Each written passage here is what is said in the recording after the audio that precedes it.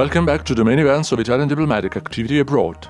On 10 of July, Rome hosted the Ukraine Recovery Conference co-organized by the Italian and Ukrainian governments. The meeting, held at the La Nuvola Convention Center, brought together around 100 government delegations and 40 international organizations, including major development banks. Also present were 2,000 companies as well as representatives of local authorities and civil society. A dedicated task force set up at the Foreign Ministry coordinated the work of various institutions involved. In his opening speech, Foreign Minister Antonio Tajani stressed that this was not simply an economic meeting, but a way to demonstrate that Ukraine is not alone.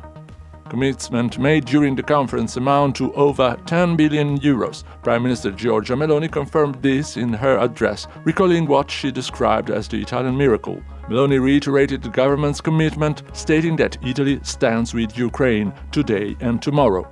She emphasized that the reconstruction challenge can only be won through a strong mobilization of private capital and the ability to attract investment. Ukrainian President Volodymyr Zelensky highlighted the need for a recovery plan similar to the Marshall Plan, which was crucial for Europe's post-war revival. "We are counting on Italy," he said, which will play a very active role in this process.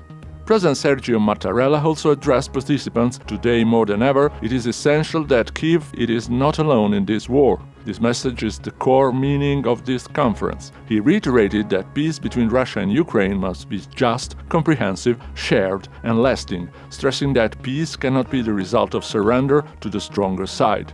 Superficial peace based on unjust conditions never lasts, Mattarella warned, which is why this war concerns the entire international community. Numerous bilateral meetings were held on the sidelines of the conference. Foreign Minister Tajani met Donald Trump's special envoy for Ukraine, Keith Kellogg, and had a brief exchange with President Zelensky.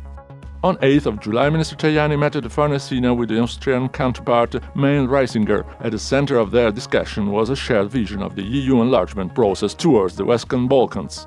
Both ministries agreed on the need for continued action within the EU to ensure that the priority remains widely supported by all 27 member states and that tangible process can be achieved swiftly with coordinated work also under the Danish presidency. Tajani also expressed satisfaction with progress on the Brenner-based tunnel and called for final clarity on transport matters in the interest of both countries. On 9 of July, Deputy Foreign Minister Edmondo Cirielli chaired at the Farnesina the 4th meeting of the Joint Committee for Development Cooperation 2025, which approved a package of projects worth over 66 million euros. Ukraine will receive 2 new cooperation initiatives totaling roughly 32 million euros, most of which will fund the construction of a new pavilion at the Regional Pediatric Hospital of Odessa. An additional 22 million euros will support 13 projects run by Italian civil society organizations active in the country. On 8th of July, Undersecretary Giorgio Silli met Jean Bigel, Director General of IDLO, the international organization based in Rome that promotes the rule of law. IDLO has long contributed to the Mattei Plan by fostering a legal environment favorable to public and private investment in partner countries. Silli underscored the strengthening institution and ensuring access to justice, consistent with Goal 16 of the UN 2030 Agenda, are essential conditions for sustainable development aligned with Italy's strategic priorities.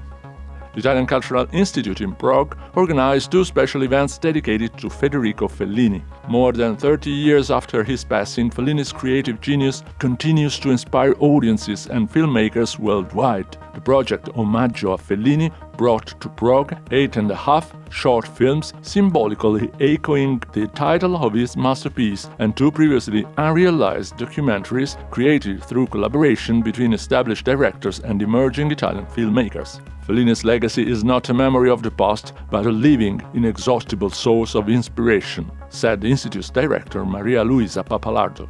A new edition of Corti e Sorzi, supported by the Italian Embassy in Hanoi, animated the Casa Italia cultural space in the Vietnamese capital on 10th of July. The initiative is part of Fair Cinema, the annual festival organized by the Italian Foreign Ministry to promote Italian film abroad. The evening featured 3 short films nominated for the 2025 David Di Donatello Awards, including the winner in the category Domenica Sera by Matteo Tortone.